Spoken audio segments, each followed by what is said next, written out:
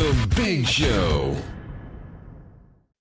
All right, so as mentioned, I've followed Clay's career as a player, obviously being in the media, and I've kind of seen what he's been doing over the last couple of years. I ran into him at an Eagles game, and it's just been good to connect. And it's funny, you have like a list of people you want to get on the show. Clay's been on my list for a long time, so I'm glad I was able to reach out. We were able to connect. You need to follow Clay on social media at ClayHarbs82. He's killing it on Twitter at ClayHarbs82. 9 years in the NFL. He's doing some speaking. He got his MBA from the Kelly School. He's doing a lot of stuff on the Bears, the Eagles, the Jags. Clay, really appreciate the time, man. Thank you for coming on the show. I appreciate you having me on, Ross. It's a good time. Always love talking birds. Always love talking Bears and ball. So appreciate you having me on. All right, so I want to start with this, though. You have a unique story about how you even got a college football scholarship. I mean, you wouldn't think a 9-year NFL player who crushed the combine and the pro day like you did, you wouldn't think a guy like you would have a tough time getting a college scholarship, but you did. I was reading about this. Your brother was involved somehow. Tell me the story. So, yeah, my brother went to Missouri State University. He got a scholarship the year before me, and I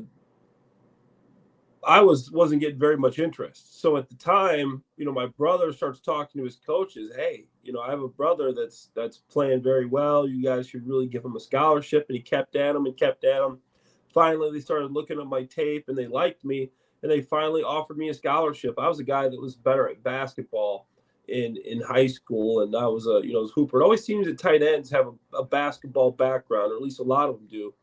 And my brother kept at the coaches, and finally they offered me a scholarship. So I always say my brother kind of convinced the Missouri State coaches to give me a scholarship, and if it wasn't for him, I mean, who knows? I might not be where I am today, or I might not have ever played in the NFL or even played college football.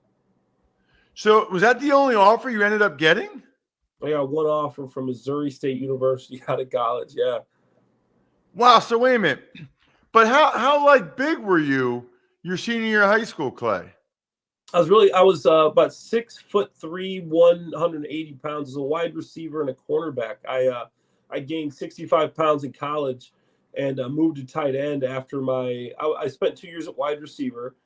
And I moved to tight end on my sophomore season there, redshirt freshman. So the problem was I'm from such a small town, Ross. I'm from a small country farming community, 3,000 people in the whole town. I graduated with less than 100 kids, 70 kids.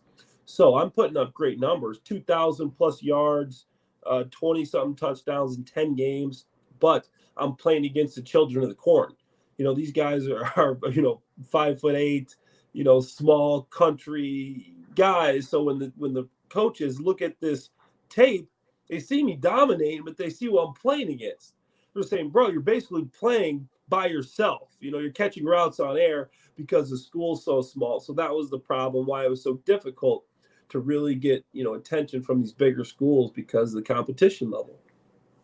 That is so interesting. Yeah. I mean, I was wondering how a guy with your ability went to Missouri State. That makes a little bit more sense.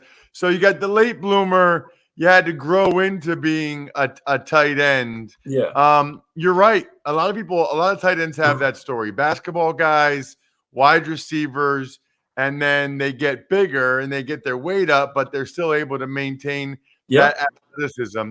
Before I move on to some of the other things going on around the NFL, I did want to I talked a little bit about some of the things you're doing now, Clay, but I want to give you the opportunity, because I always think it's interesting when you talk to a retired guy, or a former player, to just kind of get the lowdown on what you are up to now.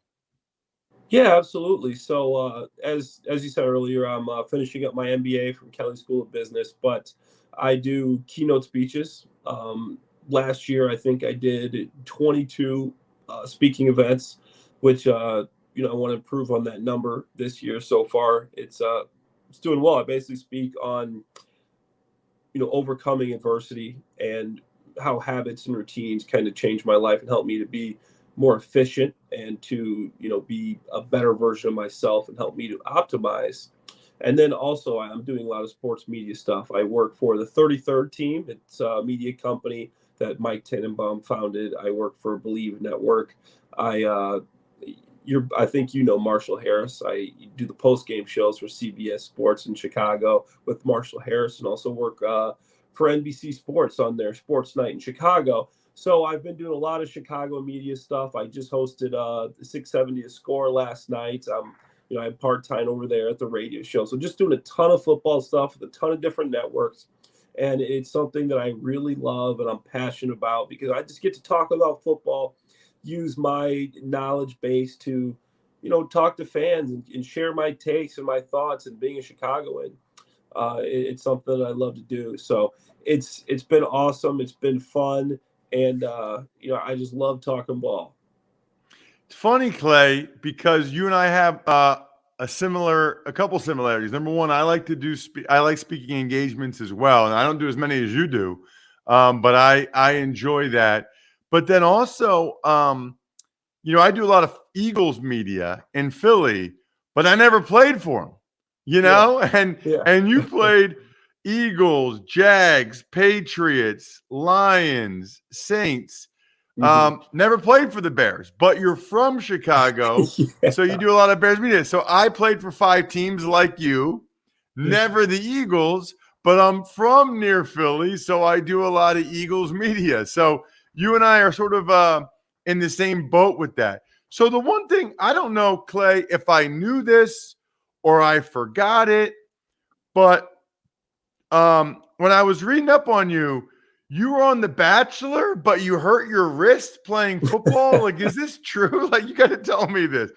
Oh, you had to go there, Ross. You had to go there, man. No, it's a funny story. I'll give you the real story of what happened. So, I'm playing with New Orleans in 2017, and the first game of the season, I ended up breaking my wrist and my toe in the same game. Broke my wrist first, tried to play through it. Just thought it was maybe a sprain or a stray, something like that, and ended up breaking my toe. Come back the next year, and I'm getting hit up to go on The Bachelor. I'm like, okay, what's the worst that could happen? I've seen guys like Jesse Palmer and Jordan Rogers and guys that have, really had some cool things come from the show. So I decided, like, what's the worst that could happen? So I go on, and the producers are setting up this football game. And I'm like, guys, like, I don't really want to play a football game against, a male model, a dictionary salesman, and and another male model. Like, who knows? Like, some of these guys are very, very interesting cats out there. So eventually I start playing, but I'm just hanging back. I'm not going to do much. I just got cleared for my wrist. Literally just got cleared before I went on the show. Finally, the game starts getting close. And of course, the competitive juices start flowing. I'm like, all right, like, let me just, take this and, and score and win this game. So I go, and I finally am going to do something. My first play, I run, I stiff arm a guy, and I just felt my wrist go. I go, okay, this thing was never fixed. So it turns out that it was a misdiagnosis, and my wrist was never fixed. And I found out, obviously, because it was the first time I did anything since the surgery, that it was never fixed. And I ended up having to go back and get a different surgery. And I had to leave the Bachelorette. And it was a big dramatic. I'll send you a clip of it, Ross. You'll probably get a good laugh out of it.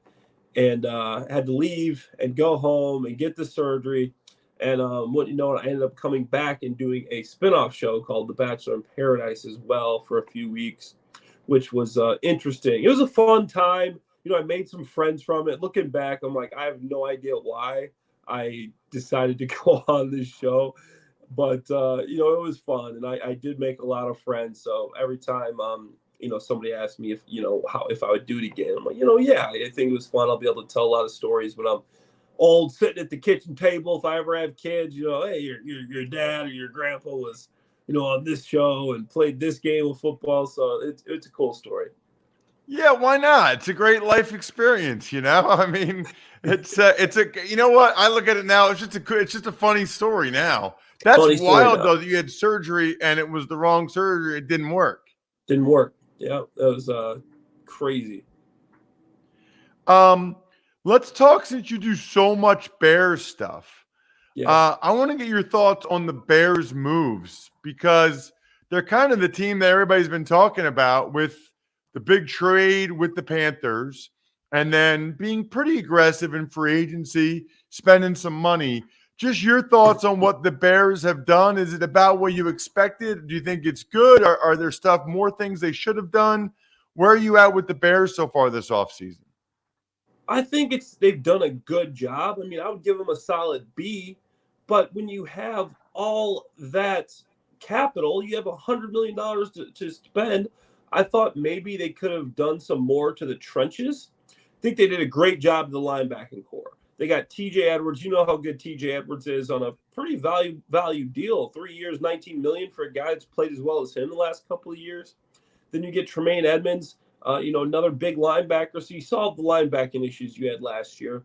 You solved the wide receiver core. You got DJ Moore in the trade, and you actually got some decent players at the running back position.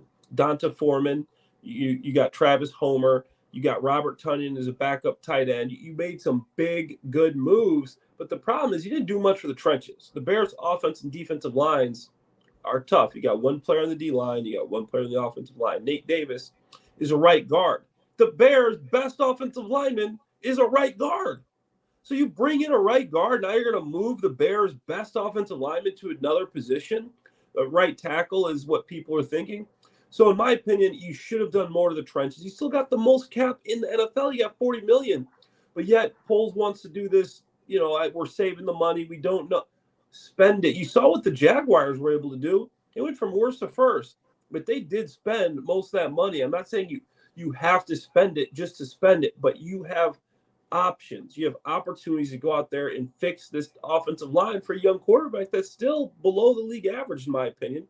The defensive line, in my opinion, is still bottom 5 in the league like it was last year. So overall, I think they did some good things. I think the trade was good. It wasn't great. Maybe you could have got more if you traded down twice. You traded that one pick to the Texans for 2, and maybe you trade it to the Colts for 4 because they want a quarterback. And then from 4, you got the Panthers who need a quarterback. Then you trade from 4 to 9. You could have got maybe more capital, but a bird in the hand is worth 2 in the bush. You got DJ Moore. You got the 2 firsts. You got a second this year. You got a second next year. So overall, I think it's been a good job, a good offseason, but not great. You mentioned the Jaguars. That's another team that obviously you keep track of because of your career there. They did make a pretty good leap last year. You think they'll make another leap this year? I don't think there's much more of a leap to make. I mean, they were close, man. They made the second round of the playoffs and they played the Chiefs tough. People look at that game. They lost by 9 or 10, but there was a couple of plays there. And I know people are going to say Patrick Mahomes was hopping around on one leg the whole game, but still, they played them tough. Doug Peterson has that team, has that offense looking good. And Trevor Lawrence is going to continue to get better. Why? He's a year older. He's only 23. He'll be 24. And now you got a guy named Calvin Ridley. Obviously, he hasn't played in a couple of years, but Doug made the best free agent signing of the year during the season. And you got Calvin Ridley, a guy that's had 1,400 yards. He's a true number 1 receiver. Now, Christian Kirk's going to get better matchups. Zay Jones going to get better matchups. Evan Ingram came back. They signed him on a franchise tag. They did lose Jawan Taylor, but Walker Little, their right tackle, is a guy, in my opinion, he can do everything Taylor can. He's a second-round pick from Stanford. You kind of prepared for this. So they lose Arden Key. They get a pass rusher in the draft. I think Will McDonald's a guy that should be there at 24 that I love. So I think the Jaguars in a good position and Doug Peterson in a good position to repeat what they did this year. I wanted to ask you as well. I think I saw a tweet from you about Nathaniel Hackett. Were you guys together at some point, Clay? Yeah, Nate was offensive. No, he was the quarterback coach in Jacksonville when I was there. And did I read you said you were impressed by him or something? Like what did you say about Hackett? So here, I know people give Nate a hard time. His clock management. He was 3-14 or 2-14 in Denver. But Nate, as an offensive coordinator, I mean, he's an intelligent guy. As a quarterback coach, he knows what he's doing. He's a fun guy. He's a goofball. People like to be around him. He's funny. He has fun. and he's just a real dude. Some of the coaches can get a little intense, and things get, the pressure. Nate's always a guy that's true to who he is. He's a ton of fun. He knows ball. He knows the quarterback position. He knows how to coach. And I was just saying, people are like, why is Aaron Rodgers so in love with Nate Hackett? This guy's a terrible coach. Nate Hackett's a good coach. He's a great coach. He had a tough time as a head coach, but as position coach, offensive coordinator, Nate is a great guy to be around. He's a guy that knows his stuff, and when he's talking, he's got the whole room at attention. Nate's a guy that you want to be your coach. Interesting. I like hearing stuff like that because so often you don't. Like so often you don't hear the people that have actually worked with him. So that's awesome. I appreciate you sharing that. I guess the last question would be just as it relates to the Eagles, and maybe it's more about your experience. Like, you played for 5 teams. I would think that there was a big difference between the Eagles and the Jaguars. What would you say is the biggest difference? Since those are the teams you played with the most, between playing for those 2 teams, whether it's the fan base or the attention, maybe it's just the media, since you had good long stints with both those teams. Yeah, no, absolutely. I mean, I think you said it. It's the fan base. The Eagles have one of the most passionate fan bases in the league and professional sports, in my opinion. And going from a city that's just so passionate like Philadelphia, the fans care so much about the game, and you love that energy, that vibe. And then going to Jacksonville, it's kind of backwater. You're in Jacksonville, Florida. You don't got that many fans. I think it's probably the smallest market team in the league. But I still love my time in Jacksonville. But you said it. There's not much media attention.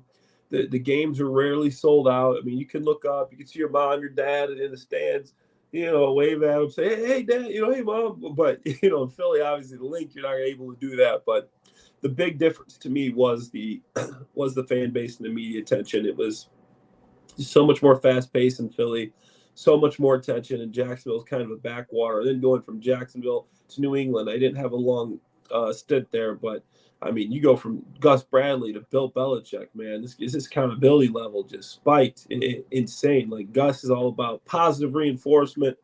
Just do your best. You go to Bill, it's like, if you don't get the job done, you're out of here. So it was fun. I wish I wouldn't have had to travel as much in my career, but I did get to experience a lot of cool cities and a lot of organizations. So I'm grateful for that.